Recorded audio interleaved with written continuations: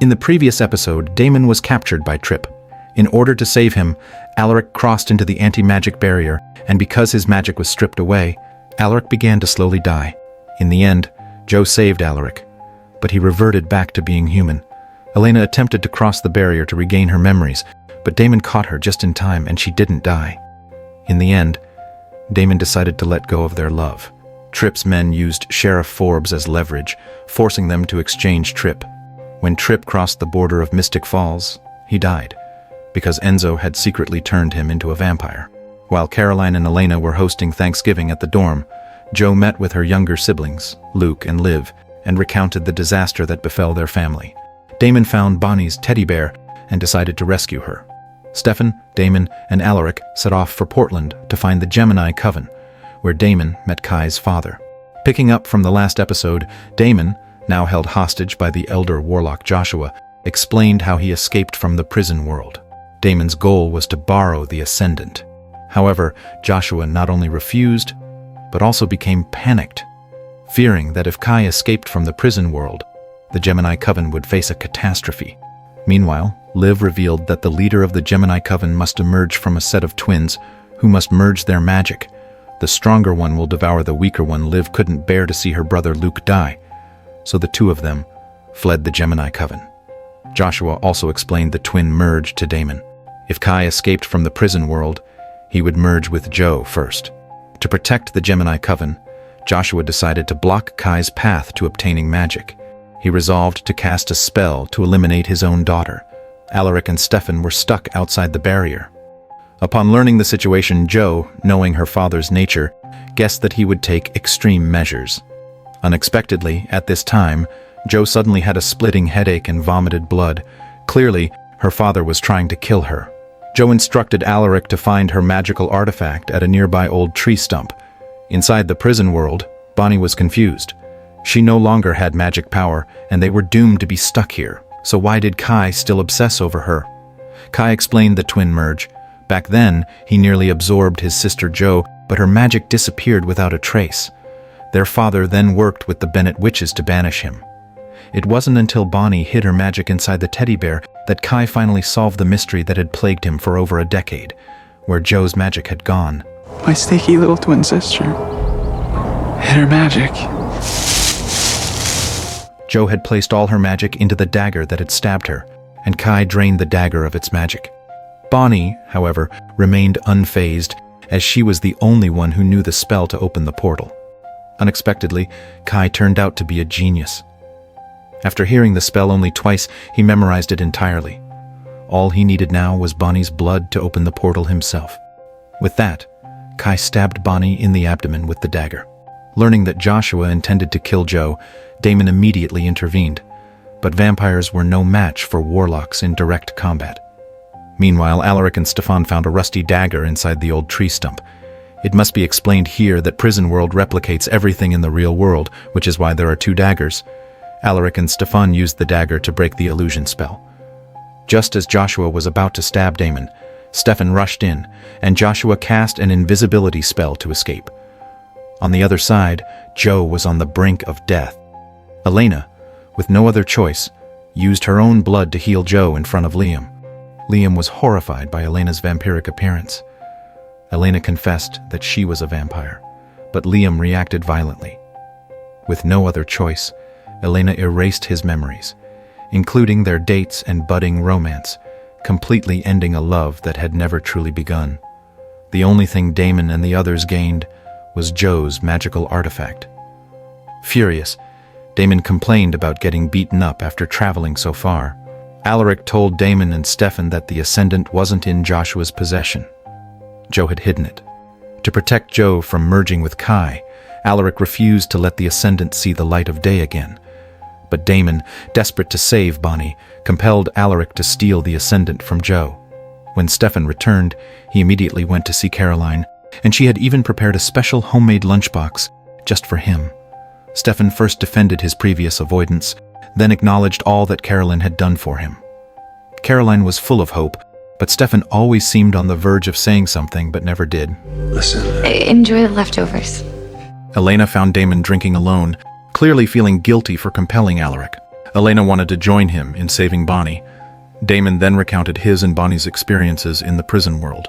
They skillfully avoided discussing personal matters, but their shared goal brought them closer together. Any chance you'd be willing to help me bring my best friend Bonnie back? So I could ask her? Sure. When you fall. Kai, having no money to pay for his cab fare, killed the driver. The little devil Kai had just escaped the prison world and already committed murder. Thank you. Meanwhile, Alaric, under Damon's compulsion, sweet-talked Joe into revealing the location of the Ascendant. After Alaric stole the Ascendant, Damon erased his memory.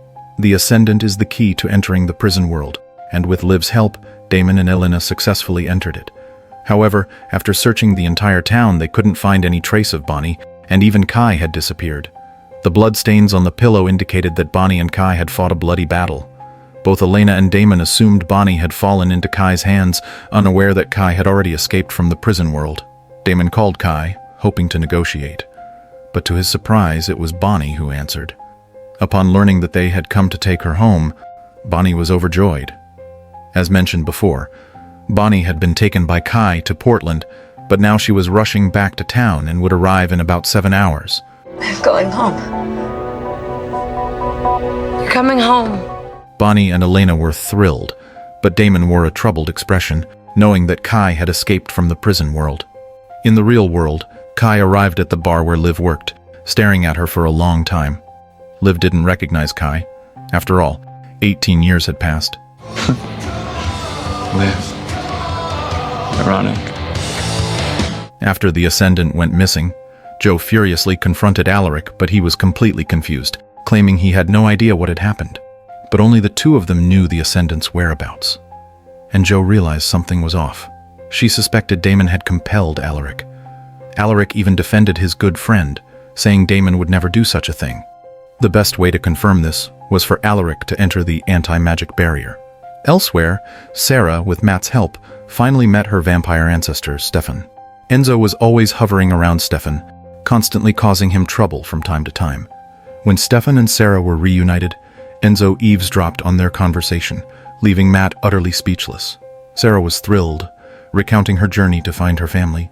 Stefan offered to treat her to a chocolate milkshake, but it was really just to disrupt Enzo's eavesdropping, as Stefan had instantly seen through Sarah's lie. All right, listen, in 10 seconds, you're gonna get up and walk out of here with me, smiling, acting like nothing's wrong. The acting part shouldn't be too hard for you, right? I know you're lying. Sarah had no choice but to play along. They pretended to go for a drive, but sharp-eyed Enzo smelled something fishy. Stefan definitely had a secret, and Enzo was determined to expose it. Stefan had recognized the girl's identity because he had been secretly supporting the real Sarah's college education. Since Sarah's birth, Stefan had been her hidden protector. The girl had no choice but to reveal her real name, Monique, and explained that she and Sarah had come from the same foster home. Sarah had never intended to seek out her family, so Monique had taken it upon herself to look for them, never expecting the situation to be so complicated. To keep Sarah safe and get Monique away from all this trouble, Stefan compelled Monique to leave. Unexpectedly, Matt and Enzo showed up, forcing Stefan to explain that the girl was just an imposter. The more Stefan tried to cover up, the more curious Enzo became. He threatened to kill Monique unless Stefan told him the truth, within 5 seconds. Matt warned Enzo not to act impulsively, but Enzo didn't hold back, snapping Monique's neck. Kai doesn't immediately reveal his identity in the bar, but instead teases his sister. Kai had ordered a strong drink, and seeing how young he looked, Liv asked him to show ID before she could serve him. Kai handed over his ID, revealing his birth year as 1972. At first, Liv thought it was fake, but when she saw the name and address, she was utterly shocked. Kai grabbed Liv's arm and began siphoning her magic. Liv managed to stab Kai, but he used the magic he had stolen to seal off all exits. His siphoning ability was the bane of all witches. Fortunately, Tyler arrived in time to save Liv. In the prison world, Damon and Elena waited for Bonnie in front of Elena's house. Bonnie was only an hour away. Suddenly, the environment shifted, and Damon and Elena were pulled back to the real world. It turned out that Tyler, in order to protect Liv, they hid inside the anti-magic barrier, causing Liv's spell to fail. Elena was furious. Just one more hour and they could have brought Bonnie back. But now, trapped outside the barrier, she could only watch helplessly as Liv and Tyler left. Soon after, Kai showed up, using the stolen magic to easily overpower Damon and Elena. He then cast a spell to burn the Ascendant.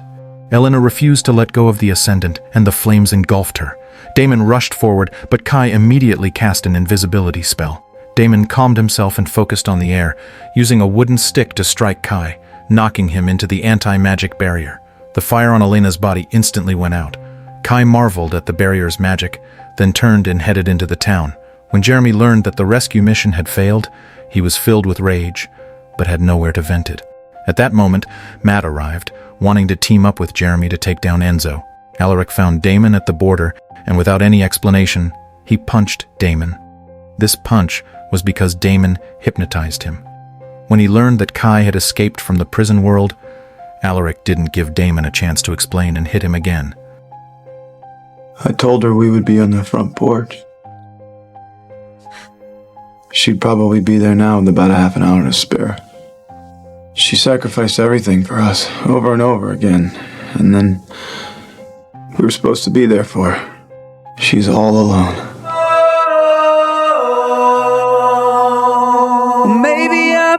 Damon was really aggrieved. Kai, in order to merge with his sister Jo, disguised himself as a patient and snuck into the hospital, abducting Jo.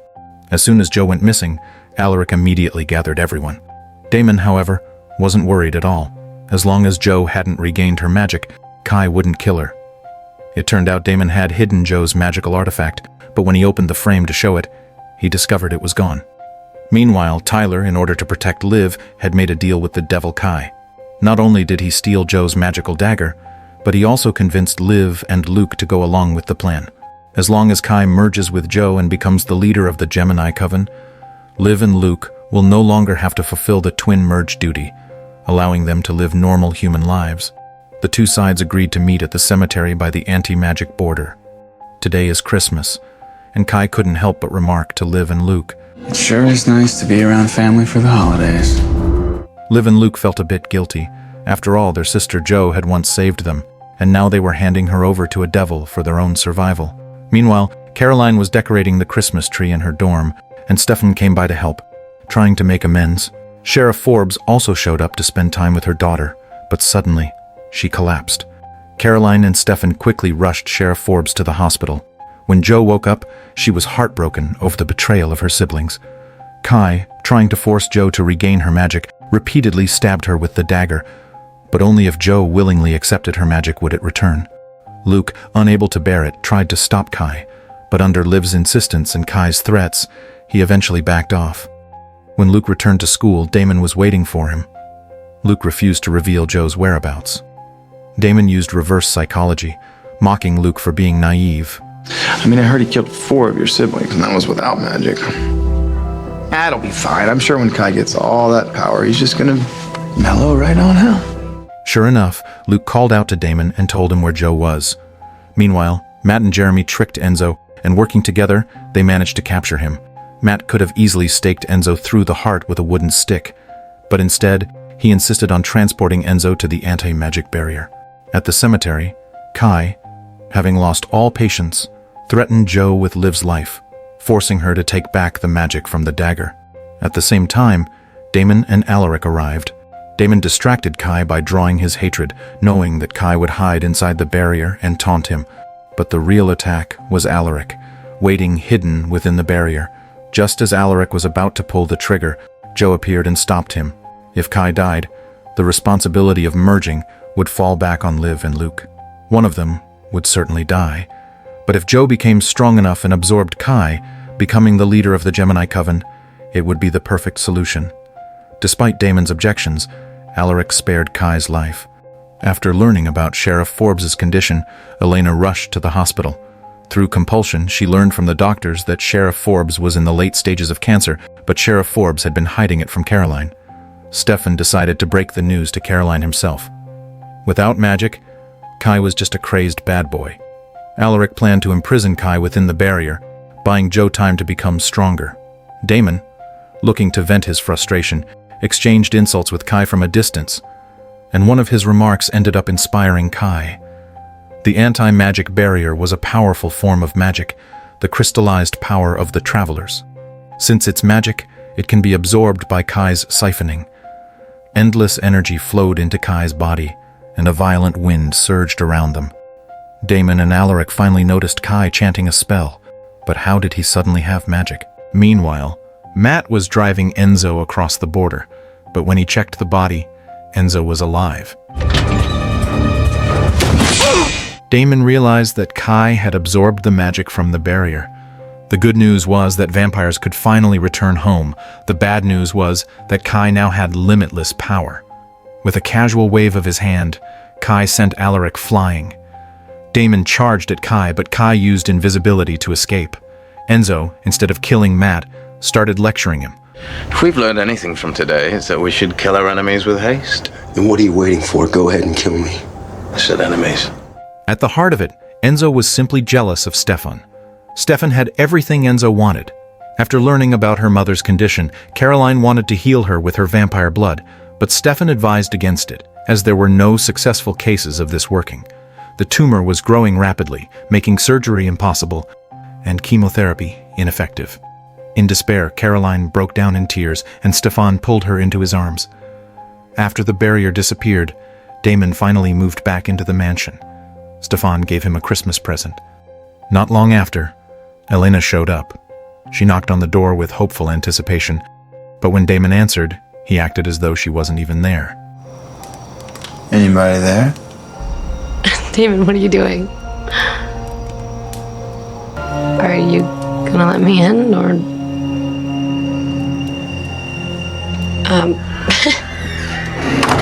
You may have put a cloaking spell on us. How genius is that? Now that the magical barrier over the town had been absorbed by Kai, the Salvatore brothers moved back into town. Unexpectedly, the Salvatore brothers' castle became a shelter. When Stefan woke up, he found that hunters and witches had moved in as well. Joe was practicing magic again, under Liv's guidance. Meanwhile, Kai wasn't idle either. To gain control over the vast magic inside him, he used Elena as his test subject. Too much magic brings its own problems. Kai intended to burst Elena's blood vessels, but instead, he melted the chains. Unfortunately, Elena's daylight ring also melted, and she couldn't escape the school.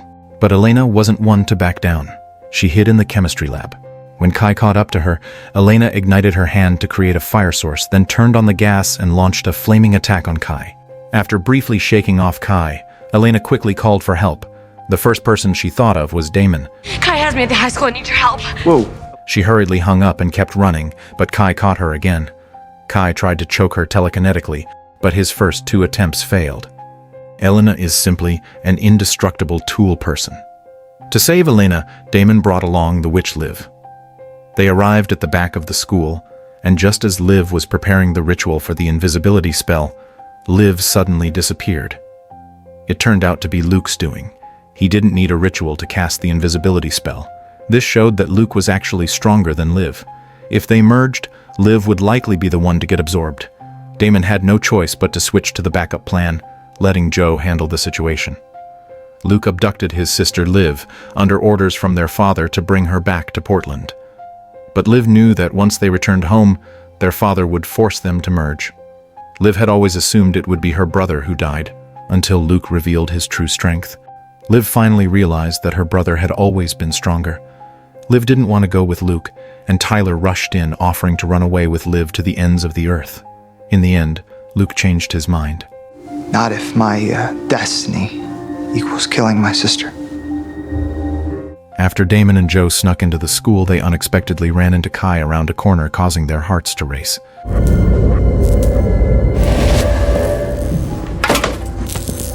Joe's invisibility spell worked perfectly, and they managed to slip past Kai and rescue Elena. But without her daylight ring, Elena couldn't go outside, so they had to use the tunnels beneath the boiler room. The strain of keeping 3 people invisible became too much for Joe, causing her to get a nosebleed. The invisibility spell also failed, so Kai saw them. Damon told Joe to leave first while he stayed behind to hold off Kai, but then he noticed that Elena had disappeared. When Damon attacks Kai, Kai appears behind him. Damon, furious, threw a wooden stake at Kai, who then pierced Kai's chest. I'm definitely getting the hang of this. Kai now had full control over his magic, and Damon and Elena were at his mercy. At the critical moment, the hunter Jeremy and Alaric teamed up to subdue Kai. Damon helped Elena pull out the wooden stake, but she was still in pain, claiming that splinters had lodged in her heart. Come on.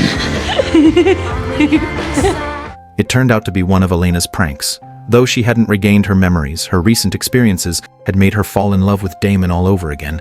Just as the atmosphere between them was filled with romantic tension, Alaric and Joe arrived at an inopportune time, and Damon was speechless. Are you okay? I've never felt more alive. Will Damon and Elena rekindle their old romance? Can Caroline's blood heal her mother? Will Damon and the gang be able to defeat Kai? Follow me to find out. Don't miss the exciting next episode.